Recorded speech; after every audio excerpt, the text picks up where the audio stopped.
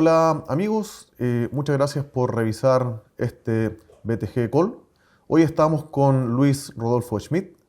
Voy a hacer una breve introducción a su biografía.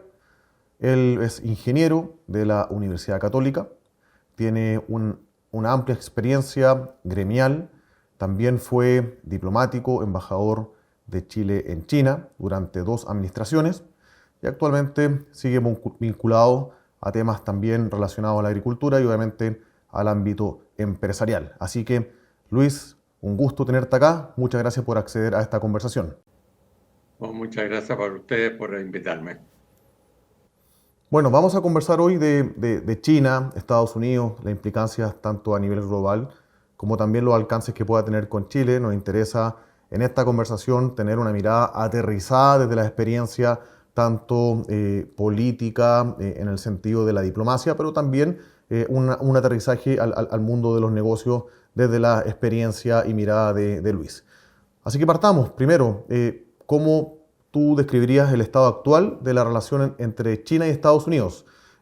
¿A tu juicio estamos ante una guerra fría económica estructural, o sea, largo plazo? ¿O es una pugna transitoria por influencia tecnológica y comercial que se ve condicionada por el actual presidente de Estados Unidos? Bueno, en realidad que es complejo contestar una pregunta como esta, ¿no es cierto? Sobre todo porque esta es una noticia que está en desarrollo. Piensa tú que partimos recientemente en marzo de este año cuando se pone aranceles al aluminio y al acero, no dirigidos a China, que sí es un importante productor de aluminio y de acero, pero fundamentalmente más pensado en Canadá y en México, ¿no es cierto?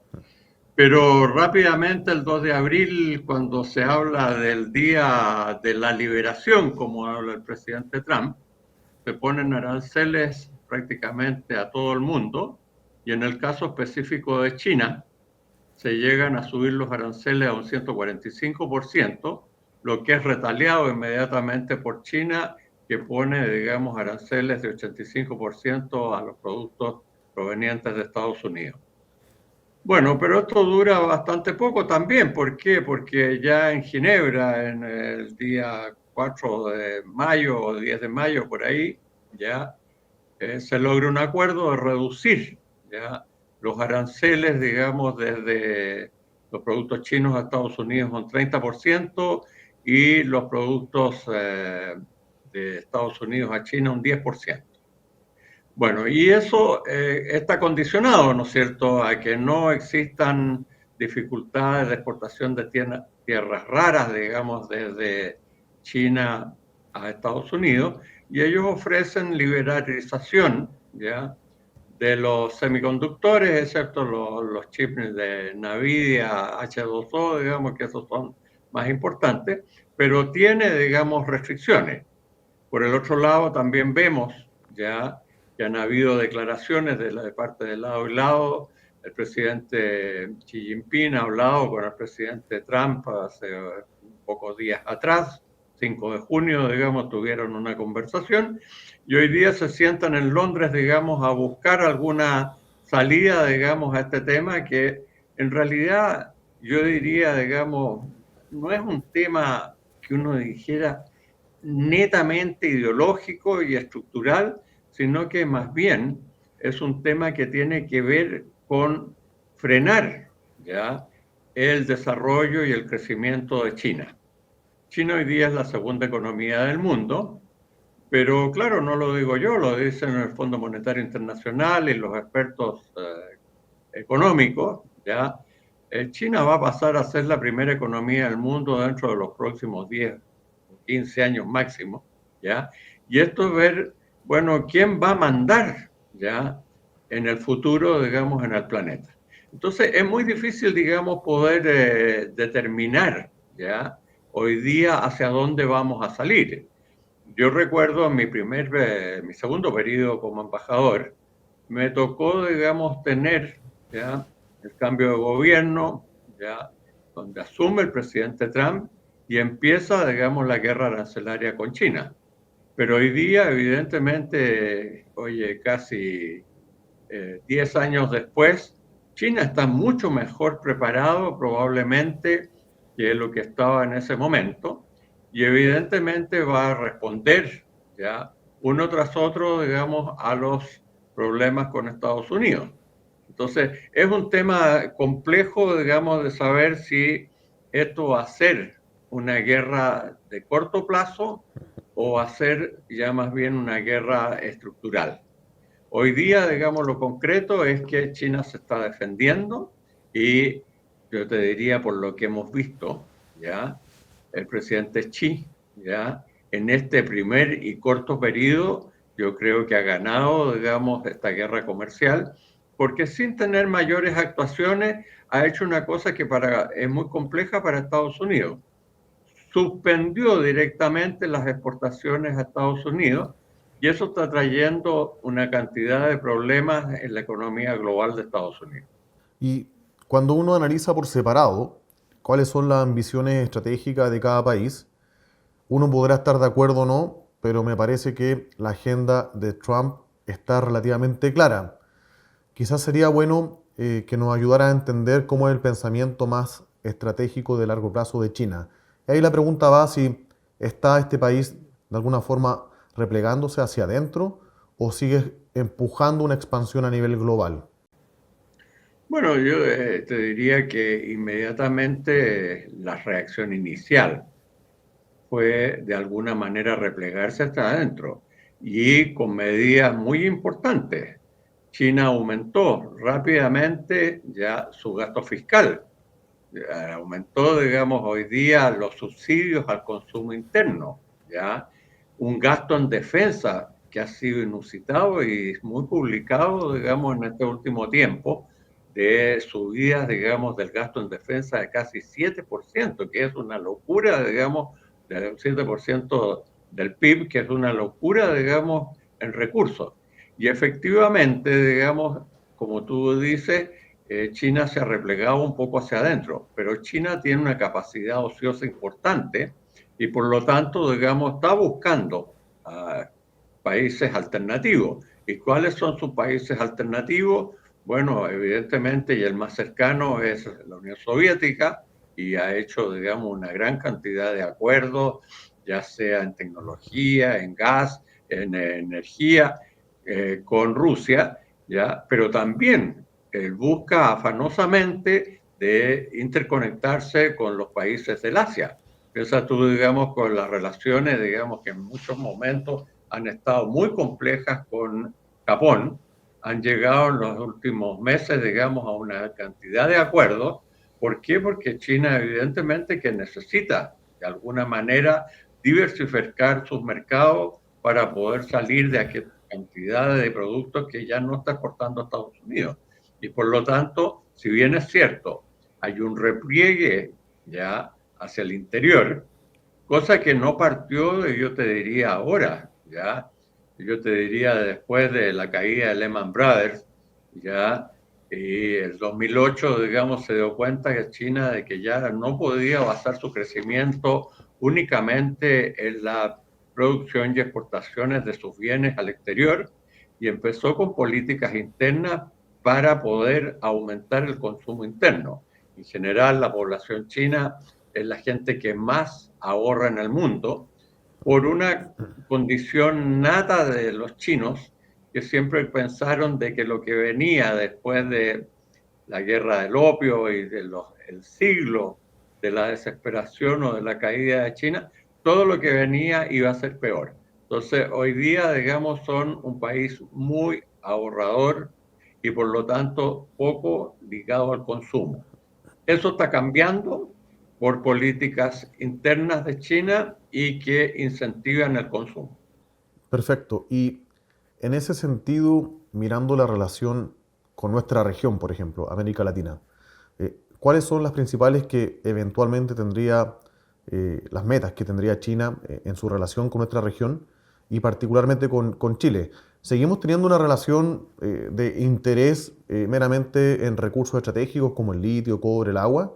¿O los intereses van mucho más allá de eso? Bueno, tú sabes, digamos, que la interés, digamos, que tiene hoy día, y si así lo ha manifestado el presidente Xi en la última asamblea del CELAC, ¿ya? es en América Latina, digamos, un importante proveedor para ellos de materias primas y de recursos naturales. Pero por otro lado también, ¿ya? América Latina se ha transformado en un importante consumidor de productos chinos. Oye, y a ellos les interesa, evidentemente, poder vender sus productos, que antiguamente era pequeña y mediana manufactura, pero que hoy día son productos bastante más sofisticados, o sea, todo lo que es teléfonos celulares inteligentes, todo lo que es computadores, todo lo que es electromovilidad, buses, camiones eléctricos, digamos, que están llegando a diversos países latinoamericanos. Y a medida que Estados Unidos ya ha ido de alguna manera desprendiéndose o saliéndose de América Latina, bueno, ha dado espacios para que China aumente su influencia política y diplomática en América Latina. Ahora, en el caso de Chile, evidentemente nosotros somos un gran proveedor de materias primas, ¿ya? Fundamentalmente el cobre, ¿ya? Y minerales, que prácticamente 70%, 75% de nuestras exportaciones, ¿ya? Van a China, son minerales, cobre, litio, ya que hoy día tienen un interés importante por parte de China. Sin embargo, hoy día, digamos, también en América Latina, nosotros no somos el único país ya que tenemos de socio comercial importante a China. China es el primer socio comercial de Brasil, es el primer socio comercial de Perú, es el primer socio comercial de Bolivia, de una gran cantidad de países latinoamericanos, el segundo de Argentina. Entonces, evidentemente que el interés de China en América Latina es seguir aumentando, digamos, su posicionamiento. Y en el caso de Chile, obviamente que para nosotros sigue siendo un socio comercial extremadamente importante. Piensa tú que el año pasado, digamos, nosotros pasamos la barrera de los 100.000 millones de dólares en exportaciones al mundo, de los cuales 38.000 millones de dólares fueron a parar a China, ¿ya? Y nuestro segundo socio comercial, Estados Unidos, solamente 16.000, o sea, más que dobla, digamos, el comercio hoy día desde Chile hacia China que hacia Estados Unidos. Entre los dos países tenemos casi un 54% de nuestras exportaciones al mundo. Entonces, evidentemente que hay que tener mucho cuidado y tener un buen pragmatismo para poder seguir desarrollándonos en este mundo tan convulsionado como se está dando en estos momentos. Bueno, es una posición interesante y también desafiante en el contexto actual. Y en ese sentido, claramente el llamado a la mesura, a actuar con pragmatismo, pero también con cuidado en las relaciones internacionales, donde hay oportunidades concretas para las empresas en Chile de cara a las ventas al resto del mundo, en particular China y Estados Unidos, y donde está la amenaza, donde hay que tomar ciertas precauciones considerando la composición de la canasta de exportación que tenemos actualmente en nuestro país. Mira, yo te diría, hoy día hay que actuar con mucha cautela y con mucho pragmatismo por lo que te decía anteriormente. Chile hasta aquí lo ha hecho bien. Piensa tú que los problemas no partieron hoy día, ¿ya? Yo diría, China pasó de ser nuestro primer socio comercial durante mi primer periodo como embajador en China, donde el presidente Piñera me decía, oiga, China es nuestro socio comercial número 10, usted lo transforma, ¿ya? En el primer socio comercial, ¿ya? Y tuvimos la suerte, digamos, de que, claro, a mitad de mi primer periodo, ya China pasó a ser nuestro primer socio comercial con una ventaja muy ligera sobre Estados Unidos, pero hoy día prácticamente lo dobla. Y evidentemente los problemas acá han sido importantes, o sea, la relación pragmática que yo hablo ya no es fácil, ¿no es cierto? ¿Y por qué? Porque evidentemente hay presiones y yo me acuerdo haber recibido el tema del cable de fibra óptica que hasta el día de hoy, digamos, no se hace, ¿ya? Y cuando la empresa Huawei había ofrecido prácticamente hacerlo a cero costo para nuestro país. Ya hoy día, afortunadamente, después de varios años, se está hablando del proyecto Google, pero llega hasta Australia, o sea, 12.000 kilómetros, todavía faltan otros 10.000 para poder llegar a China, ¿no es cierto? Después me tocó también el tema de los pasaportes, cuando Estados Unidos amenazó de quitarnos la visa waiver. Oye, y hoy día tenemos, digamos, problemas con lo que ha pasado en la central de Rucalhue, lo que ha pasado también ya por el proyecto TOM, ya que es el observatorio que se firmó en el tiempo de la presidenta Bachelet con el presidente Xi Jinping para la postura de un observatorio en la Universidad Católica del Norte, en el Cerro de Antarrones, en que Estados Unidos habla de que este podría ser empleado para fines militares y por lo tanto, digamos, el gobierno ha decidido no paralizarlo, pero por lo menos ponerlo en observación. Entonces, hasta aquí, digamos, nos hemos podido barajar y esperamos que podamos seguir haciendo más o menos lo mismo. Oportunidades, digamos, también siempre pueden existir, ¿no es cierto? La gente, digamos, en estos periodos ya de mucha inestabilidad y incertidumbre, las cadenas de valor ya que se habían ido, ya, o lo que quiere Estados Unidos, que las empresas americanas retornen desde China a Estados Unidos, o una gran cantidad de empresas chinas que están ocupando el nearshoring para irse a producir en México, son evidentemente oportunidades que aquí también se podrían dar. Hoy día, digamos, tenemos la empresa Sinovac con la producción de vacunas, ¿ya? Que tiene mucho interés en continuar ese proyecto para producir vacunas, pero no para Chile, que es un mercado, digamos, extremadamente pequeño, sino que para América Latina e incluso Europa y Estados Unidos. Entonces, existen oportunidades que nosotros debemos buscar para poder ya beneficiarnos también en estos momentos de gran incertidumbre. Perfecto.